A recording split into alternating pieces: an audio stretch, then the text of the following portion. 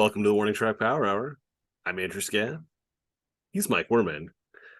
Today, again, the Royals are still relegated until deep in our show because they had another 1-5 week since our Not, last 1-4, mhm. 1-5, whatever. Not Terrible. good. I predicted them actually to get to 20 wins by this point, and they're still at Not close. 18 and is it 1843 right now, or 18 Yeah, and that sounds right. Not good. not But good. we'll get to that. We'll talk a little bit of the NFL later, too. But we'll start today with the NBA and NHL playoffs underway now in the finals. We'll start with the NBA Sure. and the Nuggets and Heat are now 1-1, which means my projected sweep is now already lost. Well, you're, I think 4-1. I think was your I predicted the Nuggets in five, so if the Nuggets win out, I'm okay. But yeah. I guess I will be But the Nuggets closer. did drop one at home. Now, are you worried about your pick at this point right now? Are you worried that you will not be correct now? Not be correct in terms of who wins or in terms of The number of games. number of games.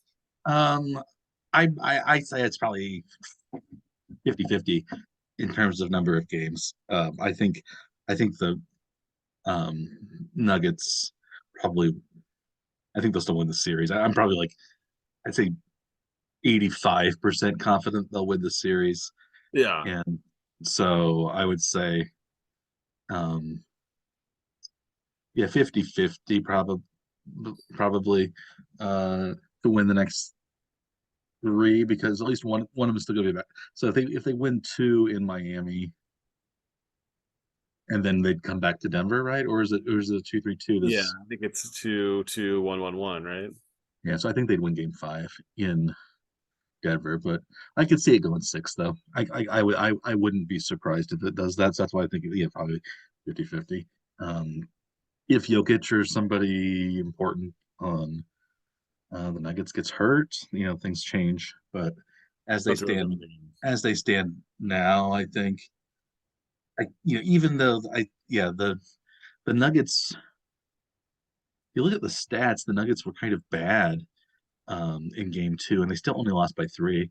So I would say, even if they have a bad game, their bad game is about comparable to a pretty good game that Miami plays. Yeah. 111, 108 was a close game. Jokic had a lot of points, but not a lot of assists like he normally does.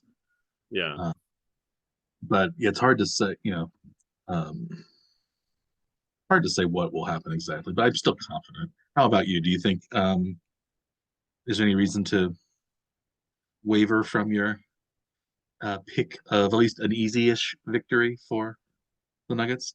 Well, I still think the Nuggets will win. I don't think it's gonna go four now, though. So I think it's gonna have to go more than four, Mike. I'm standing by this new, rule that has to go more than 4 games. So yes.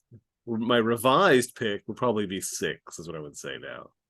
Okay. Well, I guess the Heat did better with Kevin Love in the starting lineup this round.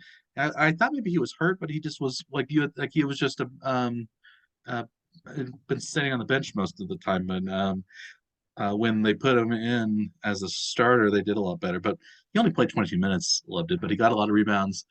Um, he started instead over Caleb Martin, who had been the starter. But uh, yeah, the Jews, One of the things that was kind of interesting from the difference between game one and two was the Heat only took 2 free throws, I think, in the entire game. And then game two they got the foul line 20 times. So that was back to basically even with Denver for that game. Is 2 foul shots not enough for a game, or does it matter? Does that matter at all? I don't think it matters a lot, but Was the foul discrepancy, do you think, just bad officiating, or was Denver just not fouling as much? I maybe it's just that Denver wasn't like there weren't a lot of close like under the basket shots, and usually you foul when you drive or you're like at least close in. If you're shooting Contact on the threes, line. you like, which is what most teams do now in the NBA.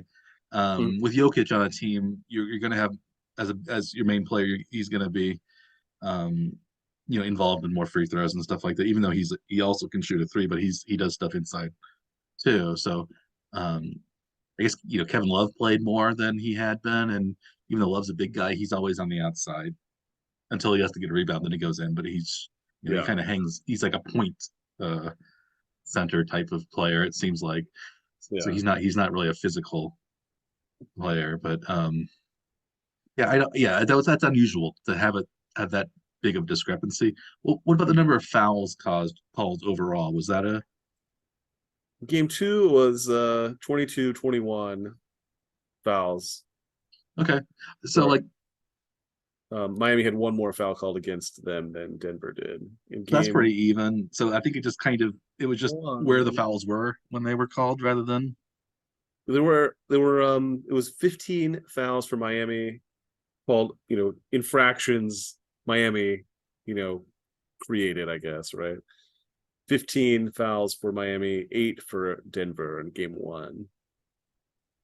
more So fouls called in game they called a two. lot more fouls in game two, but You wonder if is that are they getting more physical or is that just the game was called tighter?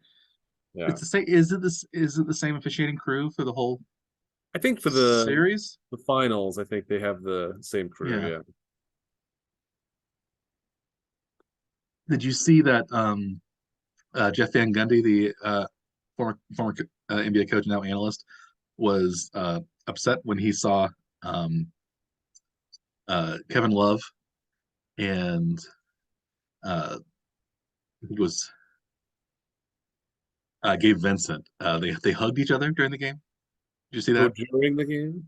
Yeah, they apparently Love didn't see Vincent for a wide open 3-point attempt, and to apologize, he hugged Vincent. Lugged it, or they hugged each other. Uh, Jeff Van Gundy thought that was a little too much. That they should have just pointed at each other or something like that, but they actually They should have been embraced. screaming at each other rather than being friendly. Yeah. Well, I think if your last name is Love, uh, Yes. hugging is probably part of what you do. But they're on the same team though, so it's not like he was like hugging the opposing team Yeah. Yeah. after they missed a shot, consoling them for a missed shot or something, right? Or Yeah. like Love blocks someone's shot and then gives them a hug for like, you know, to not Hmm. show them up too much. What if he did that? Would Van Gundy be upset with that too? More so or Probably less so? Like less, more so. maybe. Well, Jeff Van Gundy apparently also went on a kind of a hug rant in 2018. He Oh, said, um, "I wish there was a little bit more contact because I think contact would bring more conflict. What we're missing is conflict in the league. People exchanging jerseys after games, the unending hugs. It's hard to find a true nasty rivalry. Is yeah. that Yeah, that's seems to what be I the know. case? A lot of like old players, old coaches anyway, like really dislike the lack of hatred between teams. That seems surprising to me. I think part of that is that people change teams much more than they used to. Yeah. And so they know, and I guess probably with social media and things like that, the people, you just know people from other teams more than you would otherwise. Even if you weren't switching teams with them, you can, you know, see what these people, Well, and they're always looking talk at about. future potential teammates too. Even like, if they, That's true. you probably don't want to have bad blood with players that you may end up playing with later. Yeah. And a lot of them probably also played with or against each other, like in high school or AAU basketball, and then college. And if you have like, international kind of teams and stuff like that that you get on and things like that. So I think there's just much more contact between players. You see that in basketball, but you see that in other sports, Yeah. I think too. There's more interaction and less isolation among teams. You don't have Yeah. like those Pistons Bulls kind of hatred or things like Deep that. hatred, yes. Bill Beer and you know Right. punching people on the Bulls or things like that. When Dennis This actually Rodman. this actually leads into a thing I was going to bring up in this segment anyway, Hmm. was about recruiting players during off seasons. And so this contact between players, friendly contact between players, actually is a nice transition to this. Did you see the report that apparently Kyrie Irving reached out to LeBron trying to bring him to Dallas to play with Doncic? Oh no. I What had what do you heard think of that combo of players in well, Dallas? I think Dallas didn't make the playoffs, so They were in playoff position. They traded for Kyrie Irving and they fell uh, outside of playoffs. Yes. I had heard somewhere maybe that LeBron wanted to play with Kyrie again and maybe bring Kyrie to the Lakers. Mm. Uh, Again, has he been on the Lakers? I thought he was, and then he left. I can't remember where Kyrie's been. Was the last time he was with LeBron? Was that in Cleveland?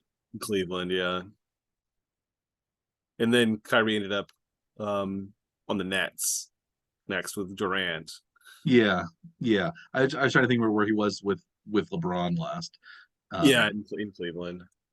yeah, so he played Cleveland until 2017, and then Celtics Yeah. for a couple of years, Nets for 3 years, and then last half season or whatever Partial season, yeah. Post trade deadline. Yeah. with the Mavericks. And yeah, I had heard that maybe LeBron has been talking about retirement, even though Hmm. on this program we talked about how he had wanted to play with Bronny James.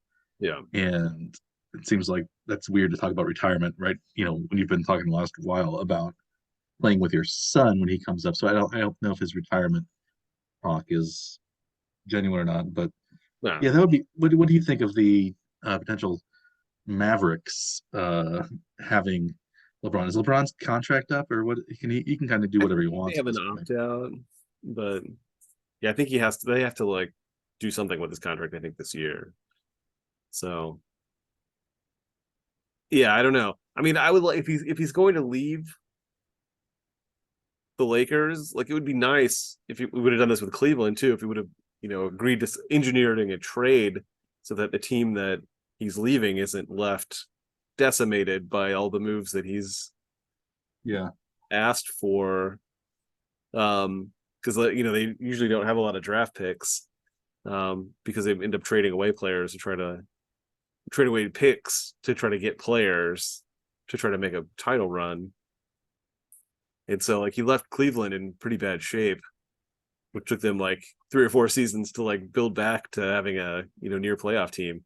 It'd be nice if on his way out he would agree to a trade so that some of that capital could come back, so he's not leaving them so empty. hmm. Yeah, But I would prefer to see something like that happen with you know him, so he's like thinking about the team that he's leaving, not leaving it so decimated anyway. yeah. That Um, would be. I think that would be something different. In LeBron hasn't played for the Mavericks yet, so I guess that would be a new team in a yeah. new area. I guess he's played for the Cavs twice, the Heat, and the Lakers. Hmm. So he's been with the Lakers I think the last 5 seasons at least, maybe 6 seasons. Yeah, So um, they did win a title in the bubble, so uh if that is.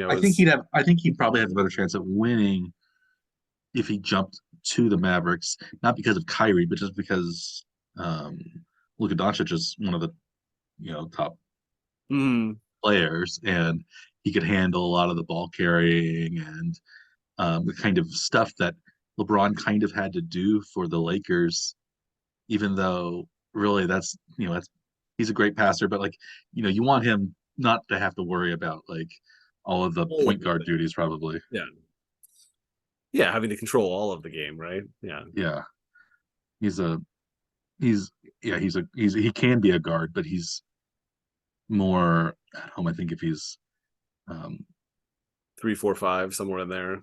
yeah, if he's at least a small forward Yeah. and he's able to pass, like he's not the primary passing player. So I guess that you would say, well, if Kyrie went to um the Lakers, it would kind of be like that. But Irving is. I if I if I were LeBron, I'd probably rather just say, well, maybe we can ship Kyrie Irving to the Lakers. I can go play for the Mavericks with Luka Doncic, and then we'll figure the other stuff Whoever else, yeah, out. it doesn't matter. Because You'd think that I Tony, don't know what Irving adds really to a team at this point in his career other than just insanity. yeah, yeah, the media circus that comes around with him, I think, is most of what he brings to the team, right? Yeah, he's hasn't. Yeah, he's still a good player, I think, but he's he's scored 27 points a game the last 5 seasons basically. So he's a Yeah, really good player still, but he is a yeah, like I guess you said that he brings the service with him. If he could tone down some of his like just dumb ideas, like yeah. and sort of just going off randomly and his pontificating, I think the team would be all right. He's a little more like a kind of extreme version of Aaron Rodgers, I think. Yeah, The kind yeah. of was because I think Irving is thinks he's really smart Hmm. because he went to Duke for like 1 year. But I don't know if he's still a flat earther or not, but I think he kind of suffers the same thing because Aaron Rodgers thinks he's really smart too, but I think he's usually in a room with people that aren't that smart, so he thinks I'm the smartest guy in the room, but he's not in like smart rooms usually. Right. And I think Kyrie Irving suffers from some of that as well. So there's like a skewed view of what um like smartness What is. smart and not smart is. Yeah. Yeah, so it's um interesting. But yeah, I think that would be good for LeBron. I don't know if it'd be good for the Lakers, but uh, Yeah.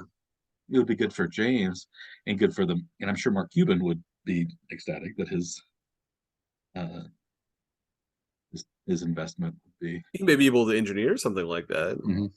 Do you think that To would say actually would they be a contender immediately in the East, or would they be? in the West, you mean? They are in the West, aren't they? No, they're in the Yeah, East, aren't they? Mavericks are in the West. Are they? Both Texas teams are in the West. All three Texas teams are in the West. Okay. Yeah, yeah, they'd be. I don't know. It would sort of make Texas the center of the NBA with Wembanyama in as the number 1 pick next year Yeah. in San Antonio. Right. Houston, I'm not sure what the Rockets are doing exactly, but Yeah, they're way down there in the standings, also not making the playoffs. Yeah, yeah, all three Texas did none not of the make the Texas playoffs teams this made year. the playoffs this much. I wonder when the last time that was, Three teams from a single state did not make a playoff. or three Okay. teams from Texas did because, like, or I guess But we have I I guess mean, three it teams doesn't from a single matter, state. right? Are there three? Are Are there there teams in another state? Oh, I guess California has California has three Clippers, teams. Lakers, and Warriors And Kings. and Kings. There are 4 teams in Yeah. four Sacramento. Yeah, 4 teams in California, 3 in Texas. Yeah, just Yeah, so all four California teams made the playoffs this year. hmm. I wonder. Well, Yeah, that's. zero of three Texas teams made the playoffs. I'm just gonna look that up real quick. That does seem pretty surprising. There had never been an NBA playoffs without Texas team representation since 1976, when Hmm. the ABA merged with the Yeah. NBA and the Rockets and the Spurs entered the league. So there had never been that before. So I guess this is the first time. And you would think that's statistically that's probably you would get at least one of those teams Yeah. usually, just because more than half the teams make the playoffs, and you know you'd have to have all 3 of the teams not in the playoffs. out of the like there's 30, I guess there are 30 are there 30 teams in the NBA? So seven out of the seven that don't make the playoffs in the West, three of them. And a few years before Only that, it would have 15, been though, right? Because of the play-in tournament. oh, did none 10. of them even Yeah, did makers not only five don't. Yeah. does play in count as playoffs for the Well, I NBA? mean, the only ones that are fully out of the playoffs are the five teams that don't participate in And that. none of them were even in the play-in games, were they? Yeah, no, yeah. Mavericks were 11th. Houston and San Antonio were 14 and 15. Oh yeah, so okay. It Um, didn't even yeah, I'm sure that's the only yeah, that's gotta be hard. yeah, yeah, So that's yeah, unlikely. I would imagine at least two of the so if LeBron happened to join the Mavericks, I would say there's a guarantee probably of two of the three in the top 10 with the Spurs Yeah, getting the lottery, winning the lottery, but you never know. But I yeah, what do you think that's likely to happen, or what do you think LeBron's team's going to look like next year? Is he I going to would. be on the Lakers? Is he going to be someplace else? Yeah, I think he'd be more likely to stay with the Lakers than move. Would be my guess anyway. But again, that doesn't really mean a whole lot because he could do whatever he wants. That's pretty much. So if he has a whim that he wants to get somewhere else, then Mhm. probably going to do it, right? Yeah, it says James has 2 years left on his contract, owed 46.9 million next season, and then he has a 50.6 million player option for next year. So uh, he's seems like he's got 2 more years at least Well, for the Lakers. But yeah, it seems like a lot of stuff has that Irving was interested in teaming up with James in Dallas. There was, I guess you could bet on what team you thought LeBron would play for next season, and yeah. one of the sports books like stopped that uh, betting. The Mavericks had been plus 1,000, but then um, they said one of the books said we were just starting getting hammered on the Mavericks for LeBron's next team, so we went up to Because of 10 that, to 1, 8 to because of that 1, and they Laker. ended up being 3 to 1, and now it's Mavericks plus 120 next year. So that is almost 1 to 1 or almost 2 to 1 odds. Um, that's where he'll be, which So is yeah, what's number two on the list then for I would likely guess the I what would guess the staying in the Lakers. Lakers is like leaving the Oh wait, Lakers to go somewhere else. okay, so it says next team odds. So I Oh, guess if maybe the not the Lakers. it's if not the Lakers. Yes, yeah. So it's I see Dallas plus 120, Cleveland plus 500, the Warriors plus 500, Philly plus 700, Phoenix plus 800, Knicks plus 800, Clippers plus 900, Heat plus 1,000, and then it's a few other teams. But Yeah, because you'd think that I'd heard that about the possibility of him joining the Warriors, but Durant already did that. mhm. You wouldn't think that LeBron would want to do that because someone else already did that once, right? And that team would Yeah, be pretty up there age wise too. And he's kind of already done the old guy team before too, and that didn't go that well a couple years ago with the Lakers. mhm. Uh, so I think maybe he wouldn't want to do that. Would LeBron want to go to? Uh, I get well, Phoenix doesn't have room for him. I think would he want to join Durant? Uh, somehow they have they Yeah, haven't played together. Yeah, right. You'd think that if they could make it work, I think they probably would, right? I think they're friendly, right? So I thought so, but I don't. Yeah, Phoenix is plus 800, so they were on the list yeah, as the one, two, three, four, fifth, the fifth highest or fifth lowest odds after after yeah, not including the Lakers. that seems like that would be probably the most interesting place because that team should be pretty good. But it depends on what they would have to give up in order to fit LeBron into it. Yeah, like So, salary stuff and yeah, yeah, I don't understand how the NBA salary system really works. It seems like they have the luxury tax and they have all these other things that they can. They have Yeah. league veteran maximum and things like that that are Supermax and supermax contracts and yeah. It's I don't follow the NBA financial side as much as I like do the NFL yeah, or even baseball, and yeah. it's yeah. So that's a little unknown to me, but um, you want to we want to switch over to the NHL. We're also in the Stanley Cup Finals. Right, I think I picked the Florida Panthers to beat the Vegas Golden Knights in 7 games. I think you had done the opposite, but for the Knights, or did you pick the Knights in 6? I think Knights and 6 is what I had. Yeah. Knights in 6.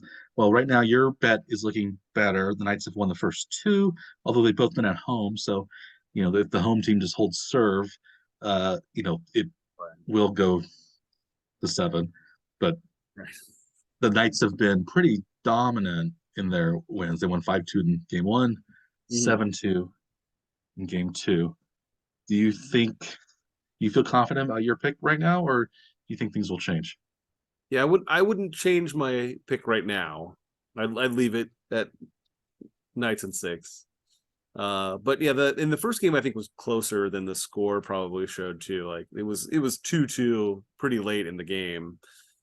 And then, the Knights got a couple of goals and then an empty netter to end it. Mhm. Uh but game 2 was not very close. I think the Knights got out No, to an early lead and then just kind of cruised out to finish the game. Uh but yeah, no, I think they're in very good position right now. Would you change your pick from the Florida and hmm. 7, or would you leave it there for Well, now because it's still home team has been winning the game so far? So would you I wait don't till know if next I week? don't know if I'd change, but I was just reading that um, since I guess the late '80s, or maybe since the late '70s, since the expansion era, they're saying. So I guess the late '60s, '70s, um, Yeah. teams that go up 2-0 in the Stanley Cup Finals, they were 31-3 Oh wow. in the finals. So that's a very big margin for being up two nothing. Yeah. But I guess you might remember though that in the first round of the Stanley Cup playoffs, Boston was up 3-1 over the Panthers, and the Panthers won 4-3. So the Panthers Right. can come back, and I would say you'd probably still say, well, Boston's a better team than Vegas, even though they, in the regular season they kind of proved that, even though they ended up losing in the first round, they were the kind of cream of the crop in the NHL this year. And so I would say, if I were, I'd say if I were the Panthers, if you win the next 2, I wouldn't worry about a whole lot. Yeah. If you're down 3-1 again, there's time to worry, but they could do it. But yeah, I wouldn't start. I'm not going to start to worry really unless they go down 3-0 or 3-1. So I don't mind my pick right now. Still, I Yeah. if I had to change it, I'd probably change it if I could, one way or the other, just because, well, they're up by 2. It'd be kind of dumb not to pick the team that's up 2-0 to win. Yeah. Uh, 2 out of 5. Next 5. Yeah. Well, would That's you all I have. just switch it to just switch the winner, but keep the 7 games? Is that your what you, if you were to change it, you just swap, yeah, who you had winning it in the 7th Well, game? maybe I don't know. I don't know what I'd do. No. But I would. I'm just a keep away it is. But yeah, if I had to make a bet, I would say, Yeah. well, yeah, I would pick. I would go with the Knights. But I'm just to keep you from losing. I'm going to stick with the Panthers because all my picks have been wrong, and you wanted Right. me to pick before you picked, so you can still have the Knights pick, and I won't taint it Yes. for you. You could just yeah, make it really murky at least anyway, right? That'd be Yeah, the and risk. then somehow there's like a labor stoppage, and then they don't finish the Stanley Cup because they will go on strike or something like Yeah. That'd be a good thing to bet on if that was a possibility. that. You have that? Yeah. Yeah. or the someone steals the Stanley Cup and they can't award it or something. Like, that'd be great. Yeah, but no, I'm not as confident as I was. I wasn't that confident going in, but I would say Yeah. I don't think the Panthers are out of it. We'll see. I think their next game is Wednesday, or is it Thursday? Is the NBA plays tomorrow night, game 3 in Mhm. Miami. The NHL game 2 is Thursday night in Florida. Okay, so the Stanley Cup won't resume until after we air on Thursday, but Correct. we'll have 3 games um, under our belts with the NBA. So ideally, I guess we would say, well, for me anyway, both of these series would be 2-1 after uh, Yes. after 3 games, and I guess it can't be any other way in the NBA. It's gonna be Right. 2-1. Although I Somebody would has 2-1. although we both, I guess, since we both picked the Nuggets, I guess we both prefer the Nuggets to be up Right. 2-1.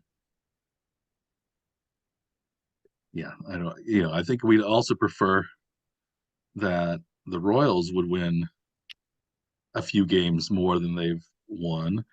They won Jeez. 1 game this week. I think they went 1-4. I think because they had the double day off, so they Four. had Yeah.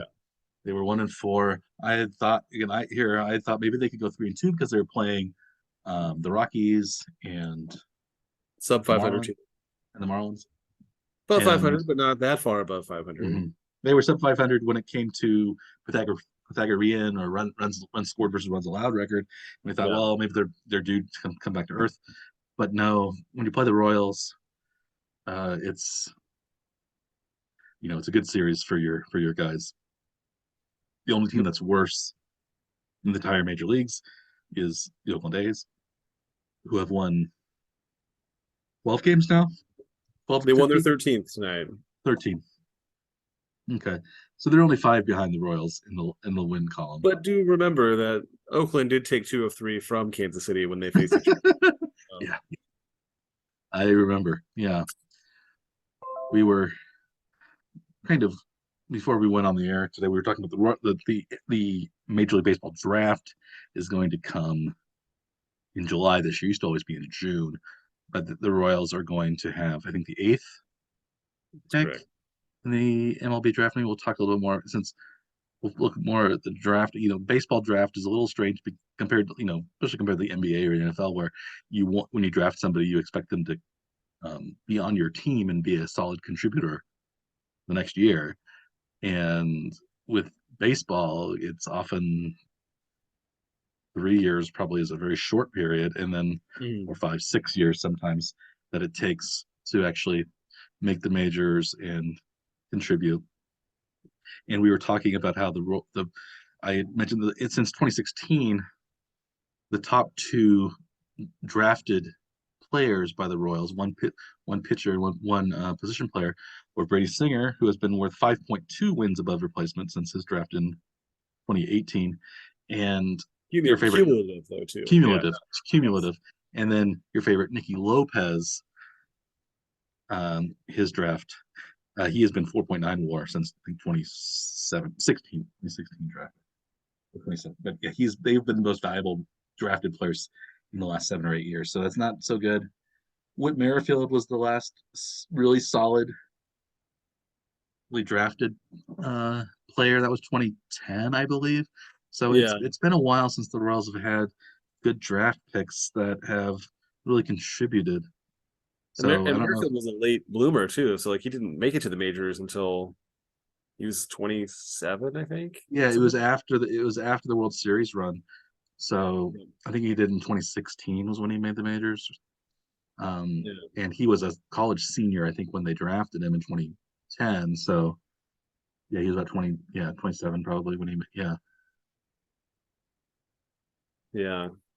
Yeah. So I think maybe in the next couple of weeks, we'll discuss the draft, the Royals draft results, maybe a little bit more. You take a trip down memory lane, or Hmm. not so not a not necessarily pleasant memory lane that we'll see but the it's Royal somehow Caps not history. nearly as bad about than talking about the Royals, how they're playing right now. So Yeah, this the is a Royals tough have stretch. This is a tough season to be a Royals fan. it's bad. They are, I think, 13 games out of first place already, and that's with Minnesota only being 31 and 30 right now, so they're barely above 500. It's like, this if the Royals were halfway decent, they would be in the division race, and Yes. they're not Or, even half. or if you want to look at it the other way, they would be 25 games back of Tampa right now if they were in the AL East. That's a So lot of games already this part of the season. We aren't halfway through it yet. We're 40% of the way through the season almost, maybe. But yeah, it's gonna be a long summer. It seems like. You think that the Fountain Pass is gonna are you gonna take advantage of that? Are they gonna lower the price to make it like what was I the don't. what was the price what was the price of the Fountain Pass? Was it Was it only 20 bucks or something or 50 bucks, I think? something like that? Yeah. And like you could have gone to 20, I think, games in May or something like that. For yeah, like Uh $2.50. Maybe it was $50. Maybe that's what it was. the Rose Fountain Pass. Oh, it's only $40 a month. That might have gone down. Well, the attendance for today's game, this is in Miami though. Miami is uh just out of first in the East, 2.5 games back. Attendance in Miami was 7,300 people for today. Ooh, the Royals are getting more than that at least. I think the Royals may have had more. The Royals at home, I think the Royals at home 9,000 something was the lowest that they've had this year at a game. So Sunday's game against the Rockies was a 2-0 shutout. The attendance for that game was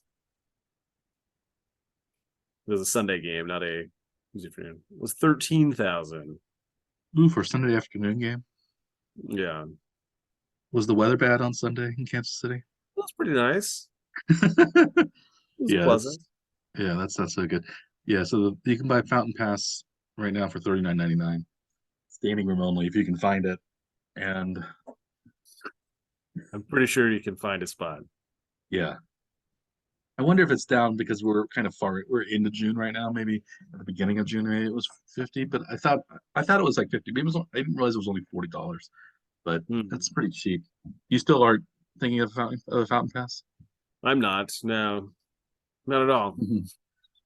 Might go to a game probably. I could see I could go to a game here or there, but in, nothing in planned June. anyway. Another plan. You're working hard. You have one track power hour to keep busy with. That's true.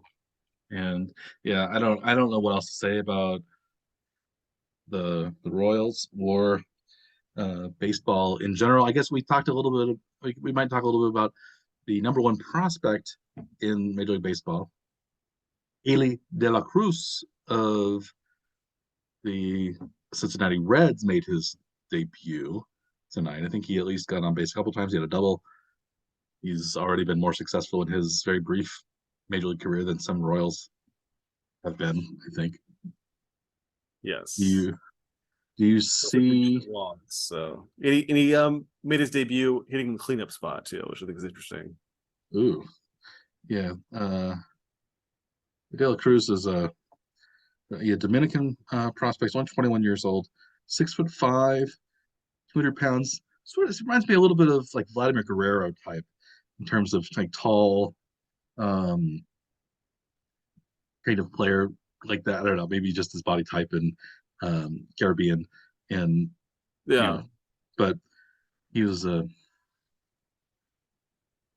yeah. I don't know if he'll change uh, what's going on in the National League in the Central race, but it seems like all the National League teams are fairly bunched together. There hasn't really been a lot of separation. So like even the worst team in the National League right now, I think, is the Cardinals. They're still 7 games above where the Royals would be. So it's yeah, it's not looking good right now in Kansas City for baseball. Yeah. I guess we have a couple. Is there more interleague play between the Royals and the Cardinals? I'm not sure, but I can find out here pretty quick. Looks like Yeah, in August, 11th and 12th, the Cardinals will play at the Royals. So, okay. There you go. yeah, right now the Royals, I guess, are 1-1 against the Cardinals. They haven't. They almost perfect game had a perfect game, but they still had a shutout. But they've still only won one out of the two. Yeah. So I don't know if you're. I guess if you're a St. Louis fan, you're in last place and you're not feeling so great. But could be a Royals fan right now, so they're doing better than the Royals are. I don't really have much else to say about how terrible the Royals have been. But yeah, I guess could one player turn things around for the Royals? Like if they really hit on a star, a prospect, like we thought maybe that would be Bobby Witt Jr., but he hasn't really been able to get on base enough to really Yeah. contribute. And flashes of being pretty good all around, but it doesn't seem like he's had a lot like, multiple game stretches where he's playing like that all the time. Seems like he'll make a defensive error or get caught stealing or something will kind of negate something else that he had done well in that same game. So it's, yeah, hard to Yeah, he's see still him only coming again. 22 years or 20. He's 22. He'll be 23 in this June. He'll be 23 in a week or two. So he's still very young. And I I don't think think there's the team is doing him any favors too by where they've been putting him in the lineup, and it isn't probably helping the team or him yeah. get better. I guess one of the problems is as well the Royals don't have enough players to protect him in the lineup, even if he was down at 7 or something like that. But Right. it's it seems like the Royals can't hit really well. They can't pitch very well. Fielding, they're So as judged so by tonight, they had a lot of errors. So it's been what was the baseball? It's a simple game. You hit the ball, you catch the ball, you throw the ball. It's a simple game yeah. in Bull Durham, and maybe they'll have to have a managerial chewing out session where you lollygag the ball, lollygag to first, lollygag to. What does that make you? Lollygaggers. I don't. Do you remember that? Do you remember that movie? That's those scenes. No, not really. No, I've seen it, Okay. but I don't remember most of it. Yeah, Yeah. Um. Yeah. So I don't know. That more of would. a major league guy than a Bull Durham guy. Yeah. I prefer Major League Bull Durham as well, probably, but I like Bull Durham. It's a good movie. They had a lot of very good baseball movies, late '80s, early '90s, with Yeah, Field of Dreams and Bull Durham and Major League, even Major League Two. I'm also fond of. I don't know if you're as fond of Major League Two as I am, but it was good. yeah, The Natural was a little earlier. naturally, yeah, early '83. That's a very good baseball movie. 8 Men Yeah, Out's not bad either. yeah, Cobb was okay. It was pretty good. Did you see the Babe yeah, Ruth Babe movie with John Goodman as Babe Ruth? yeah. That was all right. Yeah. Yeah, What was the one with Kevin Costner for Love of the Game when he was the aging pitcher who was throwing a perfect game or no sounds hitter? familiar. That was a good movie. That was a pretty good movie. Yeah, they made some good baseball movies. Yeah, Yeah, it's been a while. I haven't seen. I haven't. Yeah, yeah, it's been a yeah. while. Haven't seen any for a while. Yeah, Baseball's not part of the American consciousness. I guess Moneyball was probably the last baseball movie that was good. That was good. Right yeah, there. And yeah. It's a good one. Moneyball before, but one of the in the book Moneyball, there's a lot of it was about the draft, and there was one actually part where the Royals actually turned out to be better than the Oakland A's, whose Billy Bean model was being touted, and actually they made fun of the Royals for drafting a high school pitcher in the first round so high in the 2002 draft. And that pitcher was Zach Greinke, who turned out to be the best player in the whole draft, and potential maybe Hall of Fame baseball player. So you know, and so like so some of those Moneyball principles maybe they work over time, but they don't always work Yeah, individually. So maybe we can talk more about that as we get closer. But do you want to talk a little about the NFL? There hasn't been a whole lot of news going on. The Chiefs visited the White House for their Super Bowl ceremony. They met Joe Biden, gave him a jersey. I don't really know. Biden, I think, was an Eagles guy because he's from Pennsylvania, but Right. I think they had a good time. I don't really know what else we want to say. DeAndre Hopkins is still, we don't know where he's going. It seems less and less likely that he'll be a Chief. One article that I did read that was interesting about receivers for the, I don't remember if you remember this one, if you read this one or not, but one of the Chiefs' current wide receivers, at least for the current as in for the 2023 season, was in a NFL.com top 10 list article about um, the percentage of balls that are caught that are thrown to him, an over expected percentage. Yeah. And do you know who is the best uh, in the NFL when it comes to helping a quarterback out by increasing the percentage of balls thrown his way that should be caught that actually are caught? So it wasn't with the Chiefs last year though, He right? was It not with was. the Chiefs last year, so this kind of narrows it down if you've been following the Yeah. Chiefs free agent signings. Yeah. And so it's not one of the draftees then either because he had to have NFL experience. Mhm. So it must be well, there's only one new receiver, right? Was also from the Giants, but not Tony. So Okay. I've drawn a blank on his name though. What Richie James was his name. James?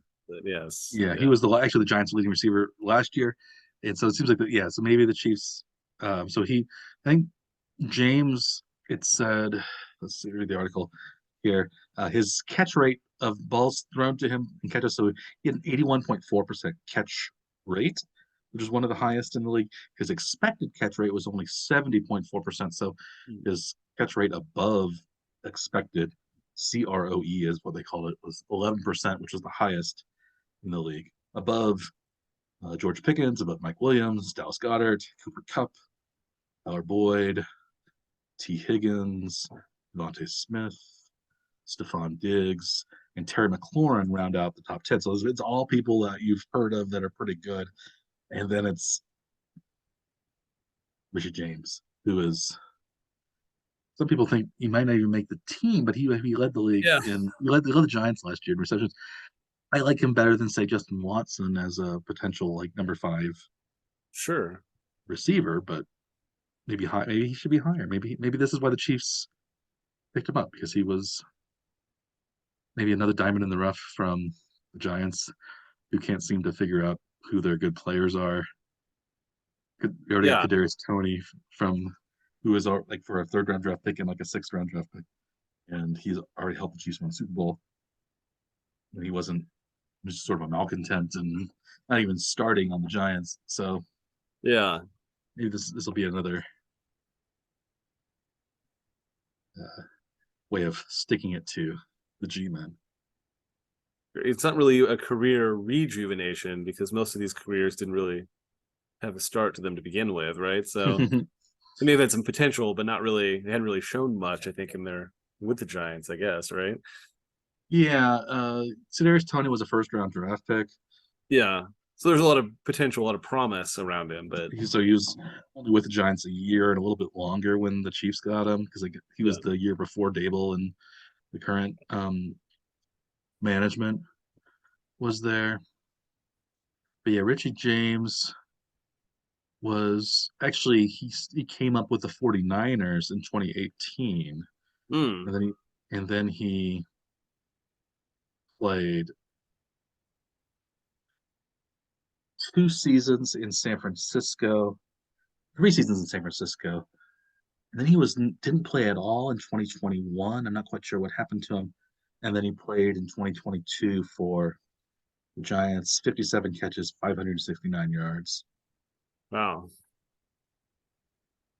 And so that's quite maybe he'll be the Juju Smith-Schuster kind of short possession receiver that the Chiefs had Yeah. last Well, I mean, if he's got that kind of stat behind him at least anyway for being able to catch balls that aren't he's unexpected to, then maybe Mahomes will be just throwing stuff in his general vicinity and seeing if he can come down with it now, right? year. Yeah, could be. So yeah, so he was drafted by the 49ers in the seventh round in Oh, 2018, and then in 2021 he was injured before the season started and was waived. He had a knee injury, and then he signed with the Giants in before the 2022 season. hmm. He's also a solid returner. He has a kickoff return, I believe, for a touchdown with the 49ers. And so he's good at that as well. So maybe he'll be a return person, although perhaps now there aren't going to be very many returns on kickoffs, especially with the new rules in place where you can fair catch anything Yeah. before within the 25-yard line and get the ball. We talked a little bit Maybe about at that least they'll have before. more confidence in him actually, you know, catching the ball and not, muffing the kicks kind of thing. Yeah, and it's something that maybe we could say, well, it's better to have maybe Richie James back there than Pacheco because one, it seems like Pacheco will probably be more a part of the running, the rush game this year than the beginning. Yeah, so yeah, it seems like the Chiefs are, I'd say in good shape at, on offense, even without Yeah. potentially added DeAndre Hopkins. Even though they don't have like a big name Yeah. receiver, it seems like they've got some guys that could be Well, pretty good. you kind of hope that Sky Moore will step up into more of a receiver, an everyday type receiver, and Yeah, rather than splitting duty between receiving and returning kicks too, right? So hmm that was he didn't seem he had a good return at the end of the Cincinnati yes, game in the AFC Championship, but other than that, he looked kind of struggled a iffy all lot year. earlier in the season. Yeah, But and he lost the Chiefs a game or two with his yeah, muffs. But yeah, I don't. Well, that to look forward to as the season comes closer. We're still several months away. This weekend is the Belmont Stakes. Are you going to be watching I don't know. I didn't watch either the first two legs that? of the Triple Crown. There's no Triple Crown threat this year. Different horses won both the first two races. So Yeah, Mage won the Kentucky Derby. National Treasure won the Preakness, and Mage is not running in the Belmont. National Treasure is Forte, who was scratched from the Kentucky Derby. He had been the favorite before, is running. Tapit Trice coming back. His brother running against his brother, whose name is Tapit Shoes. Also was kind of a long shot. But there's a few different. Yeah, it's hard. Yeah, race is kind of open. It seems like there are a few favorites and some long shots. The Belmont is the longest in distance of the Triple Crown races. I believe is a mile and a half, whereas the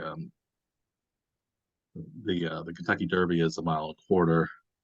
I believe the Preakness is a mile and an eighth. just one month. Oh, 1 and 8. Okay. I think it's 1 and an eighth.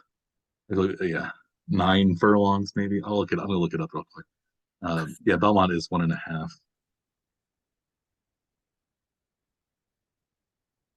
Oh, it's 9.5 furlongs. It's 1 and 3/16 miles is the Preakness. Oh, so just a hair shorter though. Just a hair shorter than the Kentucky Derby, which is a mile and a quarter or 10 furlongs. I was thinking the Preakness was 9 furlongs, but it's 9.5 furlongs, whereas the Belmont is a full 12 furlongs, 1.5 miles. 12. Have you measured anything in a furlong in I don't know your? that it ever actually associated furlong with an actual distance. So it's an eighth of a mile, I guess. Is that? Yes, yes, one I didn't. eighth I of a don't think. I mile. don't think I realized that until you were just talking about it right now. That a furlong is an eighth of a mile. A furlong is, yeah, 1/8 of a mile. Did you know that also a furlong is also used when they were trying to calculate the area of an acre? Oh. So an acre is officially one. There are 640 square miles. There's 640 acres in 1 square mile, Hmm. but an acre is officially 1 furlong or 660 feet Yeah. in What? length, Yeah. and it's 66 feet in width. So it's Oh. 660 feet by 60 feet. So there's strips that they're originally. I was thinking Oh. that they'd be squares or something like that. They're originally Yeah. measured in strips, and so a furlong is also equivalent to 40 poles Okay. Is in that like in fence posts or does 40 that have? poles long. Oh, I guess also known as a rod. So a rod and a pole are the same in terms of length. A rod, sometimes called a perch or a pole, it is 16 and a half feet is a rod. Sometimes called a lug too, apparently. 16 and a half feet is a rod. So there are 40 rods in a furlong, and then there are or 40 Where does that come poles in a from though? furlong. Poles. And then there's What is that? four poles. Yeah. So an acre is 40 poles by four What is? poles. What is? I mean, what? Why that? Why is it that distance? Why is a pole that distance? I don't know. I don't know. No. That's just how that's it's what I've learned from the University of Nottingham's website. So I Okay. would I am this is from let's see. This is from an old manuscript that they're talking about. So this is Oh. okay. So this is It's like good. oldtimeydistances.com is what you're on right now. Yeah, I am looking at some.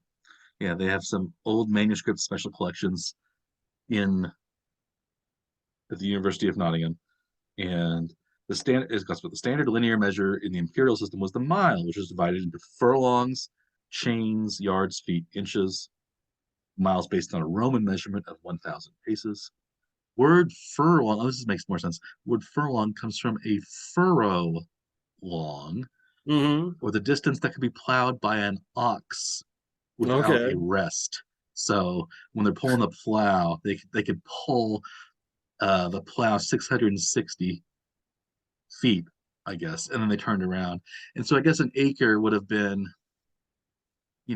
so many ups and downs. So that's why it was 660 feet when they measured it, because that's I guess, how long an ox could pull something. And so they needed to divide it into strips that way. So it was a strip distance. Um, Sure. so it was 440 uh, or 40 poles in length, 1 furlong in length, and four poles or 66 feet in the pole or a rod, being 16 and a half feet, as we said before, or 5 1/2 yards. I love these old systems. Um, did you know that uh, how many barley corns are in an inch? Do you know? No idea. There are 3 barley corns in an No. inch. I didn't even know a barley corn was a unit of measurement until today. And No. Nope. Didn't know that. But why only divide something into just 3 units though? Seems like unnecessary. well, thirds, it's easy to divide. I don't know. Yeah, three. Well, because I guess, well, it's, before the decimal system is good, but like the foot divided by in 12 inches is better, especially pre-calculator and is also pre-zero, because you could divide 12 by 2, 3, 4, or 6. Where if you have 10, you can only divide it by 2 or 5. So it's something that's more easily done. Um, Yeah. uh, so you can see what, like, base 12 was used a lot. But there's also measurements I'm reading for um, surveyors maps, a scale of chains. One chain is 100 links, also equivalent to four poles, 22 yards, or 66 feet. 10 chains makes 1 furlong. Hmm. A chain is 66 feet. 10 chains in a furlong, 80 chains in a mile, or 8 furlongs There we go. in a mile. That'll move the chains. I don't know the chains. Yeah, so the NFL chain is only 10 yards. If it were a real proper English chain, it would be 22 yards. So do you think then um, that they should be, especially with more advanced offenses, things like that, should first downs be harder to come by? Should they maybe add a few yards here or there to the field? And so if they made it 110 yards in length, they could Yeah. have five. It could be 5 chains. So that'd be 22 yards in a Yeah. chain. So you could get 4 first downs in the Yeah. length So of, like, yeah, so maybe you would say, um, it's of 10 maybe instead of getting or four 9. downs to get 10 yards, maybe you would get five to get 22 yards. Yeah. That's I think fine. that might be I'd be for something. that. Yeah, I think the Chiefs would do very well in a system Yeah. like that. But But it would encourage more like trying to get chunks of yards instead of shorter plays. well, the Canadian football field is already 110 yards Yeah. long, and they have 20, Yes. 20-yard end zones. If Right. they were really metric, if they were really old timey, it would be 22-yard end zones. Yeah. But So yeah, yeah, we'll petition the NFL and the CFL to adopt a 22-yard chain measurement. yes, and going back to area now. So the acre, the idea behind an acre was the area that could be plowed by a team of 8 oxen in one day, suppose. Hmm. So 1 furlong in length by 4 poles or rods wide. And then 1 hide was the area deemed to be able to support a typical peasant family plowed in a year by a team of 8 oxen. It was about 120 acres. So that would be there's 600 so 120 acres uh would be about a fifth of a square mile. Yeah. Well, about a you have you'd have 5 1/3 hides, right? 5 1/3 hides per square mile. Yeah. A hide is also made up of 8 ox gangs or bovates or 4 vergets. I'm looking at a 1642 set of land records where meadow ground is given in acres, but arable land that had to be plowed is given in ox gangs. So ox gangs of arable, it says Thomas Hall is given half an ox gang. For half an ox gang, he paid, it looks like 6 shillings for the ox gang, to rent, maybe. Hmm. And for one whole ox gang, you could rent for 12 shillings, or a quarter of an ox gang for 3 shillings. And that was also when the pound had 240 pence, because there were 12 pence in 1 shilling. In a shilling, there were 20 shillings in a pound. So, yeah, you know all this stuff. So there's 144 square inches in a square foot, 9 square feet in a square yard, 30 and 1/4 square yards in a perch, 40 perches per rood, 4 roods in an acre, 640 acres a square mile. Yes. We're gonna have to work these into future episodes now too, right? He wanted to rent, uh, you could rent 4 acres and a half, which would be 18 roods, I believe, for £3 3 shilling. If you wanted to do half of that, you could get 2 acres and 3 roods, or 1 pound, 18 shillings and 6. Does But that sound like a good price? Would you go for that right now? sure, for now, yeah, I would. This was 1642, so that's probably pretty Yeah. good.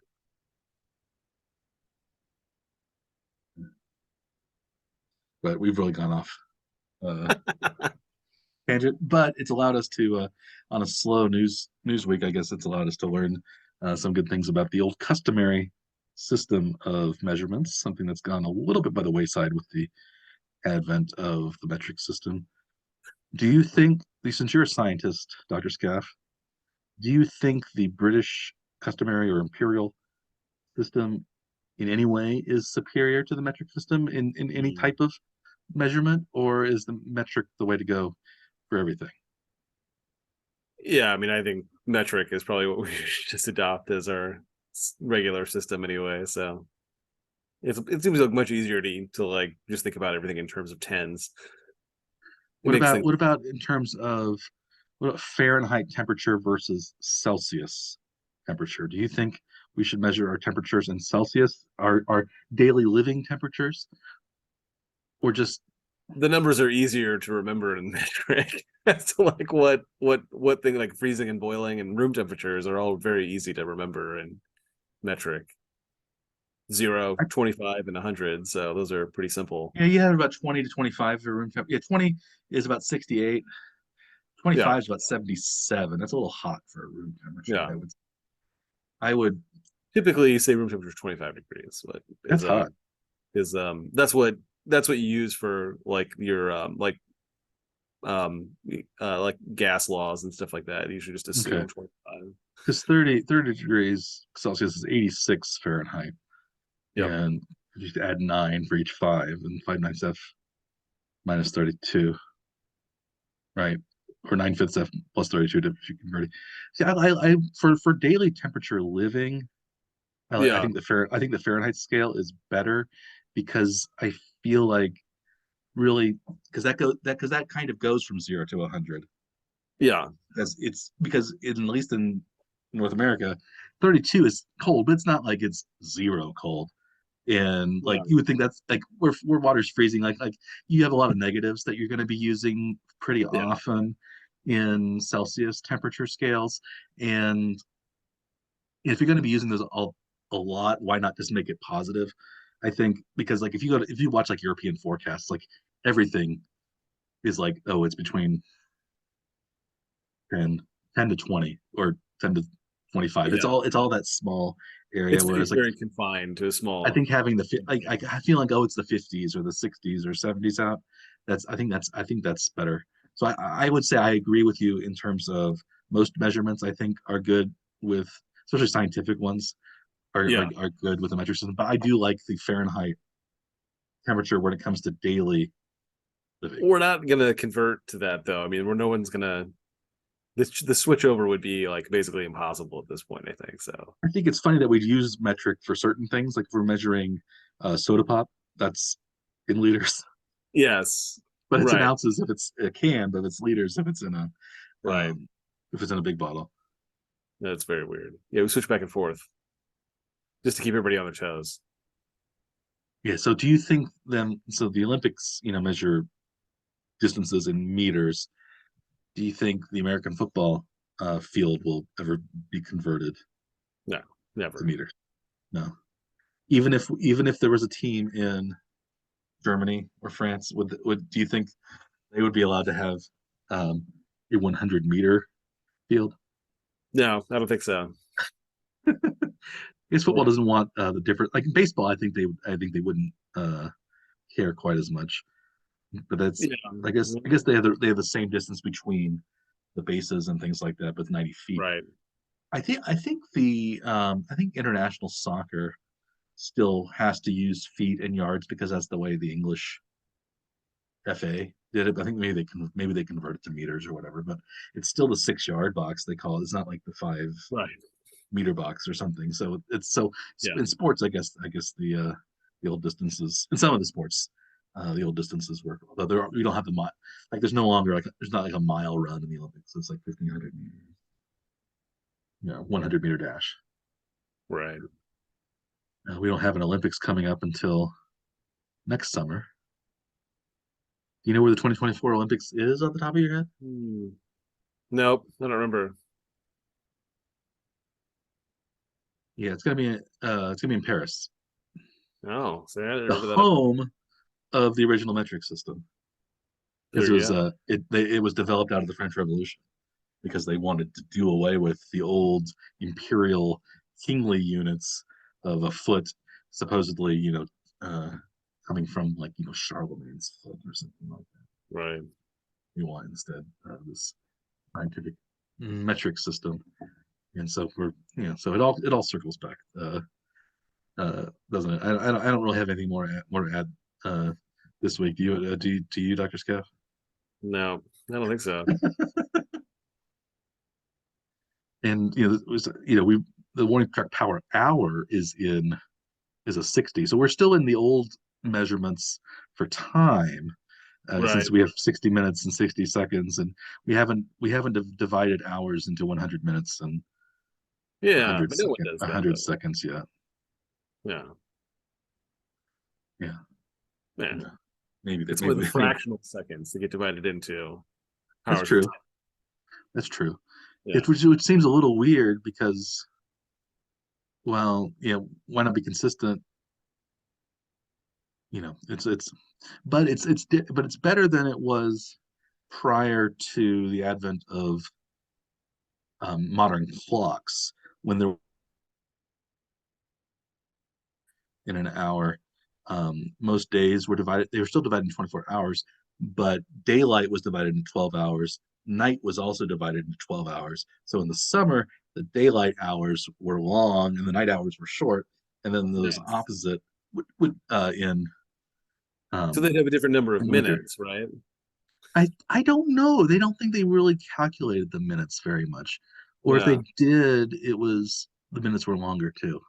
Yeah. And because they just calculate, because like they did it like, so they knew when noon was. That's when the sun's Yeah. at its highest peak, and then sunrise, sunset, and they divided that The by midpoint 12. of So between sunrise and sunset would be 6 noon. hours, yeah. And so like most of the time it was monastic calculations, and they would ring the bell at each hour or whatever. So then you would go do whatever you needed to, pray or work in the field or sleep Yeah. or whatever. But yeah, it was that's how it used to be. You miss those days. Should we go back to those days? I think in some ways it would be good because we wouldn't be as beholden to the march of time. I guess nothing would get done at the right time. You couldn't have Yeah. meetings, you couldn't do this, you couldn't go to work. Like everybody would be on a different schedule as well, because the sunset in noon and things like that would be slightly different each, Yes. everywhere. So that's why standard time was developed, because railroads and things like that had to ship goods from one place to another. And well, you want to know what time your shipment arrives, and well, is it noon London time, or is it noon Birmingham time, or something like that, or and That but makes when a you little were more walking sense. or on foot or whatever, it didn't really matter what time it was, because you got there when you got to the next town, it was a few hours later anyway. So like if you're off by a few minutes, who cares? Yeah. You just so. But we've been rambling for several minutes on this topic, many minutes, whether we're in the winter or the summer. It's nighttime here, but it will probably be daytime when most of our listeners will be listening to the One Track Hour, unless they needed to fall asleep, uh, which some of our listeners probably do for to cure their insomnia. But if so, I think our time discussion and our measurement discussion might provide relief. But for us, we found it very stimulating. But others their mileage might vary. They don't what so what is the term for mileage in like metric? They don't have a kilometer, like is there you have kilometers per hour, kilometers per liter, I guess, but there's no like single word, right, that Hmm. can describe Yeah, it just be a distance, in right? in English. Yeah. We just have more words for things that we don't need Yeah. here, I guess, right? Kilometrage. You should start using that. Yeah. Tonnage. Is there a, I guess they have tons in the metric system. They still There's a use British ton too, yeah. that's 1,000 kilograms, I think, or there is 1,000 kilograms. And I think yeah, and the British imperial gallon, I believe, is 4 liters right now. So Yeah. uh, there's different gallons, different pints, and stuff. So it's all because those changed. I think we adopted our gallon in the United States from an earlier, like 17 early 18th century English version of the gallon, and then in the early 19th century, the English developed a different type of gallons, and their gallons are bigger than our gallons. It's whether pints of beer are bigger than our pints of beer. Yeah. But anyway, we don't need to talk about that. We're really going on and on and on. So just to end things, should we conclude this week's morning trek power I think so. hour? Dr. Scott has been waiting to conclude this for many minutes, but we've been rambling on anyway. Hopefully, you will ramble on to a fabulous week, dear listeners, and enjoy the fruits of the NBA Finals, the Stanley Cup Finals, the Major League Baseball season, Belmont Stakes before we meet again and uh, next week. And as always, I am Dr. Michael Werman. He is Dr. Andrew Scaff. We are the Warning Track Power Hour. Please like and or subscribe to our podcast/YouTube channel, and we will see you again next week. But until then, good day.